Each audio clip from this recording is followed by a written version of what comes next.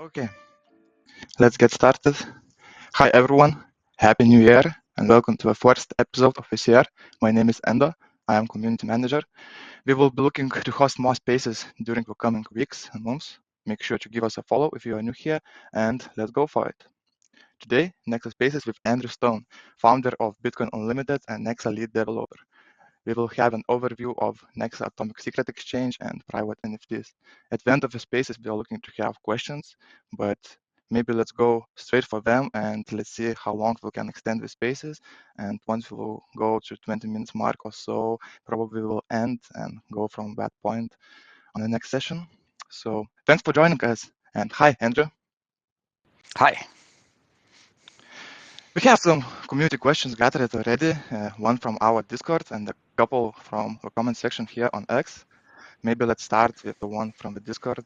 And the question is, please ask Andrew to comment on ASIC mining on Nexa. Would you have anything on this one, please?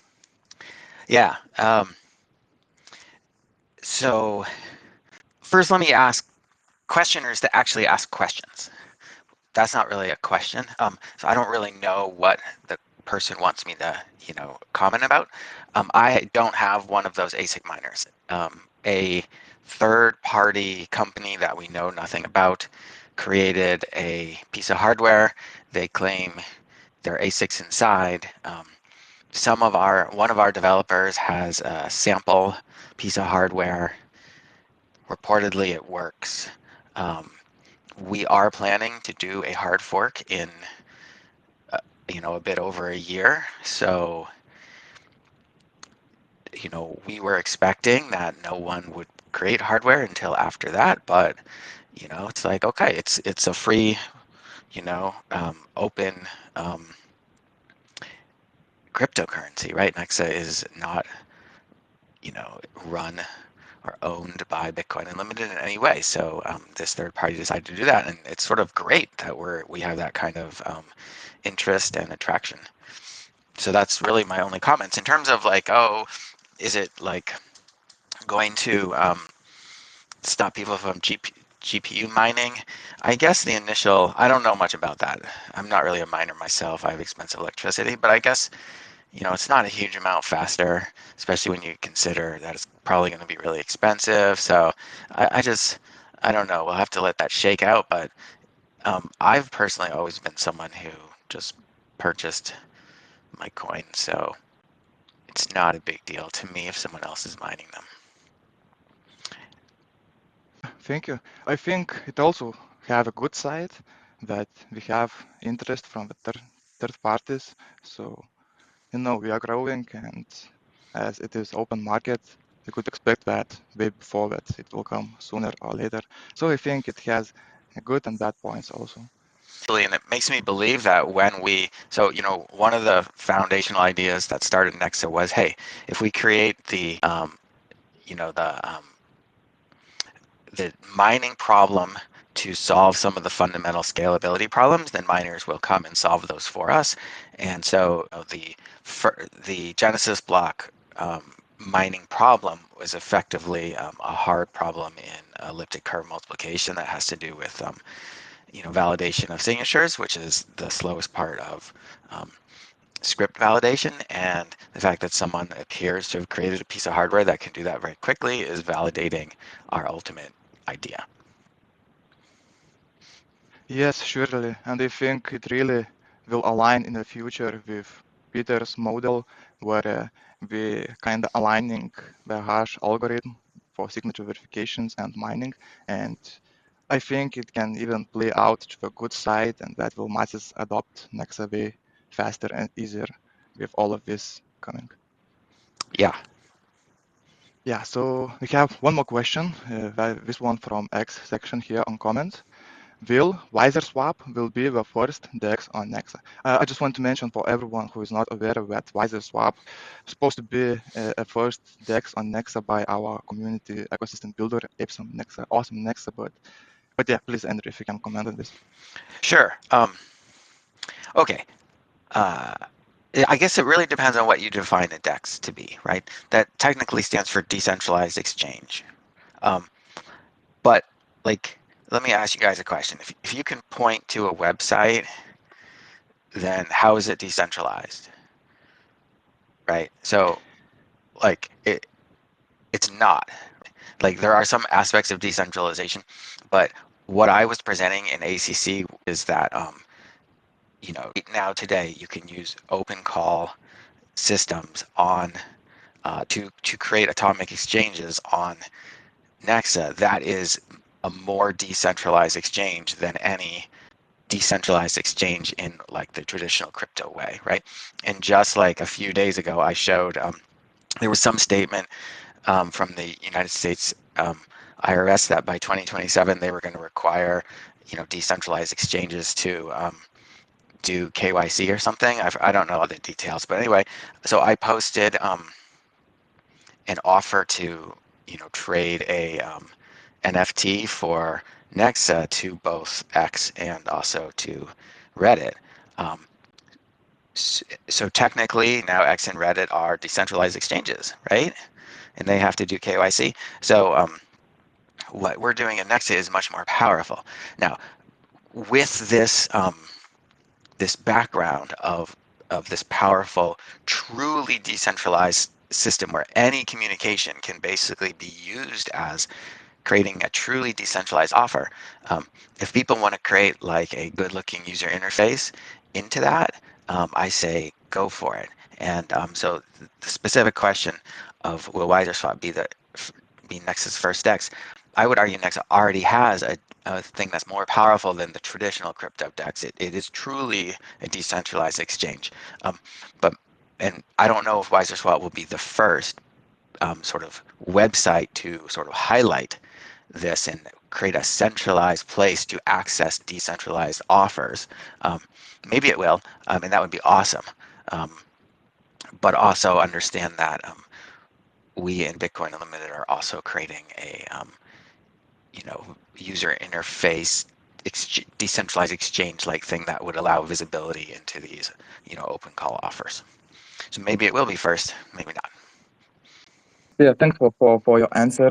And it's really a question, what is DEX? And I was saying once no one can hear me that people are misunderstanding what is DEX. People not really care about decentralization itself, but more that it would be permissionless. I think that's the key point in crypto. Yeah, yeah. So I think it's cool to summarize to have these portals into like into the Nexus underlying atomic swap system, and so I just noticed Shamari's on the call. So I think your wiserswap.com website right now looks pretty cool, and so thanks for making the effort. I'm looking forward to seeing it when it comes out. Yeah, thank you. I also appreciate that a lot. Okay, maybe let's move to our questions. We have a couple of more of them. The next one question would be, when can we expect to see Nexa listed on another exchange? I know this Uh, is like usual one, but please. Yeah, so guys, remember, like the engineer here, right? So first of all, I don't even deal with that kind of stuff.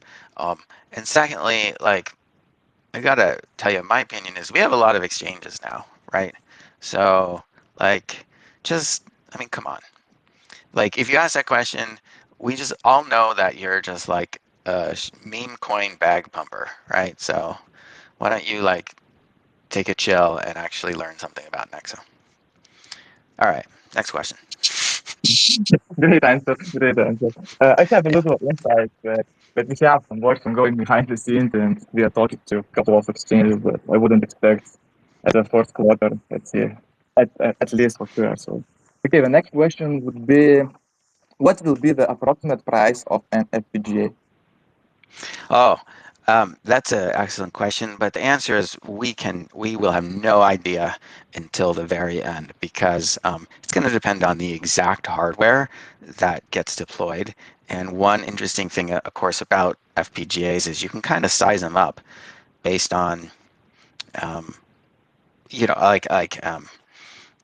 the underlying FPGA has a certain amount of logic gates in it, right? And hey, if you need twice as many, you can pay twice as much, right? Within certain ranges. So what we um, end up pricing that at is going to depend tremendously on that final hardware choice, which is simultaneously falling, right? It's like, as everyone knows, you know, this sort of hardware is, you know, in a the price is always falling, right, for chips and things. So, what that environment's going to look like a year from now is unknown.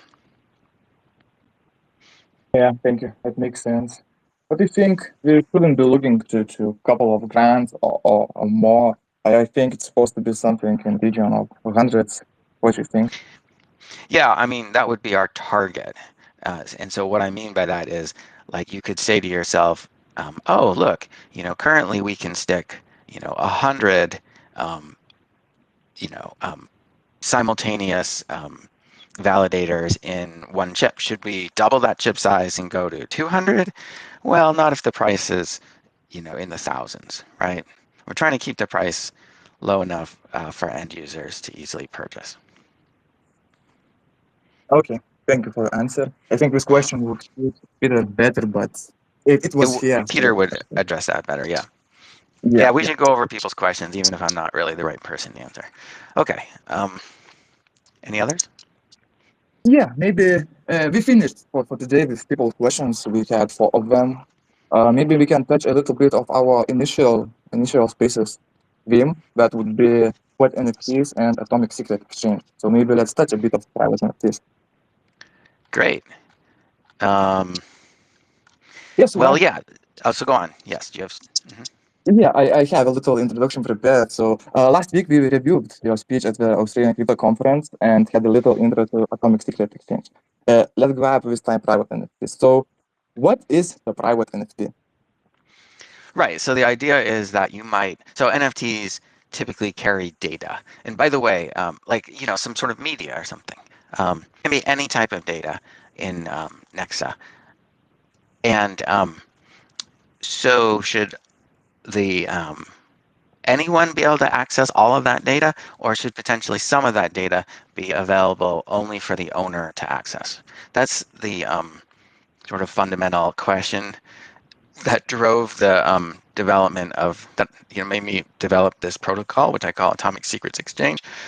Um, however, you know, it's sort of like so that is a use case for this technology, but really what the technology allows you to do is exchange a secret atomically with a Nexa blockchain transaction. And then in terms of the NFT application, that secret would be, you know, the encryption key to like a particular data file inside the NFT. Yeah, so basically this is just encrypted data on a usual simple NFT. Yeah. Yeah. So it's kind of cool. Do understand, people should understand that there are caveats, such as, hey, you know, once you're the owner of that NFT and you have the secret, it would be possible for you to publicly release that secret, right? And so you could, for example, sell the NFT to anyone else, and then you could publicly release the secret. Um, and there are solutions to that, but all such solutions involve basically withholding the secret from the owner, right? And effectively, you know, sandboxing it into the owner's device, like their phone and so forth. And the way to do that is you basically use like a trusted execution environment. And I believe that this technology is stronger than the classic trusted execution environment blockchains, such as the secret network. And the reason why is because these Ts, they're called Ts, trusted execution environment, they have been exploited. Like, people have broken them periodically. And with something like, you know, the secret network, it appears that the entire blockchain is just running inside the T, uh, effectively in plain text. So if you break the T, you have all the secrets on the blockchain. But with this atomic secrets exchange, um, the secret is never stored on chain. It's just handed from owner to owner. So if you break the T, you don't get all the secrets of all the NFTs. You would simply get the ones that you personally own. So it's So stronger. And by the way, breaking a T is not something you do every day, right? It's been exploited maybe 2 or 3 times, right? So this is where, so if you add the T into the atomic secrets exchange, you get something that's really, really interesting and sort of industry strength strong, right? If you don't add it to the T, you get something that might be kind of fun and cool, like used for promotion. Own this NFT, and then you'll have a secret. Put the secret in the web page, and you'll access, some special content, right? But hey, if that secret is leaked, oh well, right? Yeah, so each of our NFTs, each of our private NFTs will have its own like key. And if that's going to be exploited, it will affect only that single NFT. Yeah. Yes, exactly, exactly. Okay, got you right. I know we have an innovative approach here at Nexa with NFTs all in all. We are different from NFTs on Ethereum, in example. Would you mind introducing us to Nexa in NFTs and their Uh, capability? yeah, certainly. Okay, so on Ethereum, NFTs are controlled by something called ERC 721. And honestly, I don't know the particular details of where the data on the NFT is stored. I know that there were some really awkward, like, I don't know, face palms that went on in the early days where the NFT was just like a web link, and then, the website went offline, so the NFT died, right? It just didn't exist anymore. I don't know if they've fixed those problems. But in Nexa, an NFT is basically a token, just like any other token, except that there's only one of them. But also you can create what we call SFTs, semi-fungible tokens. That would be like a limited quantity NFT. Maybe you create 10 of the exact same NFTs. So that's possible too. But importantly, that NFT refers to a data file by cryptographic hash. And then where exactly the data file is stored is not defined. It's up to the owner to store that data file somewhere. However, if you're given the data file, you can prove beyond a shadow of a doubt that it's the data file that's associated with the NFT, because this is how cryptographic hashing works. And so what we've kind of done here is said, no, like we're not going to have some web link that can age out, right? The owner can hold on to the NFT data, and also services like Nifty Art hang on to the NFT data for you.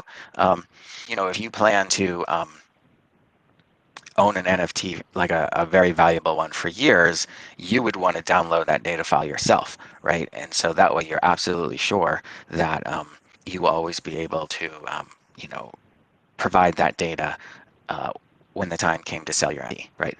And so I think that this works better, and it would allow third-party services to offer, NFT storage services and so forth. And most importantly, too, this allows us to store NFTs of effectively arbitrary size, not, and so, you know, um, things like Bitcoin's inscription system. It's basically like you're not going to have it's you're not going to have detailed NFTs because the price per byte on the Bitcoin blockchain is very expensive, and those NFTs are stored directly on the blockchain as data. Um, and so I felt like that is like some sort of Beanie Baby type collector thing. I wanted our NFTs to be not limited in data size, but instead be useful. Yeah, that sounds really good. And I think our NFTs are also as native tokens, so it don't require any smart contract, if I'm not wrong. That's right. But that doesn't mean, so the NFT is a native token, and and the token is the 32 byte token identifier, and then an additional 32 bytes, because in Nexa, tokens can have what's called a subtoken, and that's in it, some additional data added to the end of it. Not enough to put an image in, right? But think hundreds of bytes. And so the additional data is the hash of the NFT's data file, and so it's just a normal token. So all of the atomic DEX type stuff that works in Nexa works with NFTs, which is why really Nifty Art is kind of the first DEX, even though it only allows trading of NFTs.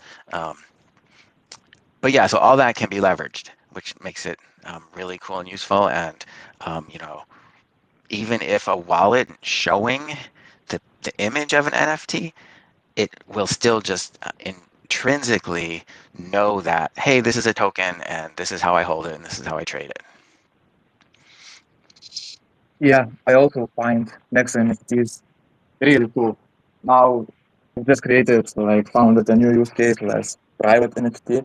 We also have public image, we can have back image, we also can have mod data, and it's all native tokens, so we don't require any smart contracts.